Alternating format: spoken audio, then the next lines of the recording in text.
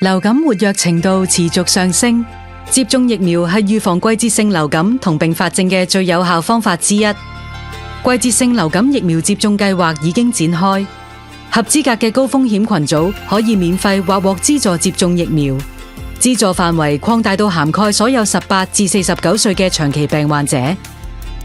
除咗經參與疫苗資助計劃嘅家庭醫生接種疫苗，6個月至未滿2歲嘅兒童亦可以去衛生署母嬰健康院打針，而年滿2歲嘅學童就可以經學校外展計劃喺學校打針。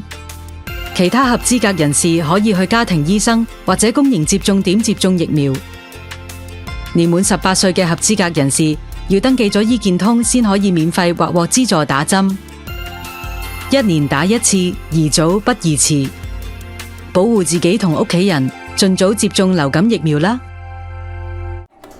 每個人嘅情緒總會有起落，可能嚟自學業、家庭、工作或者健康。諗唔通嘅時候，不如搵人傾下。只要你想講，我哋都願意聽，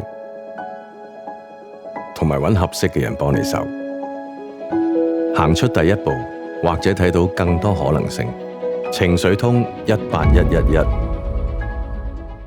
我想有強健嘅體魄。我希望屋企人身體健康。咁一齊支持人口健康調查啦！隨機選中嘅住戶會收到邀請信，獲邀住戶可選擇填寫網上問卷或接受家訪。部分受訪者會被邀請免費做身體檢查，資料收集後會嚴加保密。人口健康調查為咗了解市民健康狀況同生活習慣，有助香港醫療發展，一齊支持啦！結核病主要影響肺部，俗稱肺癆，會透過空氣傳播。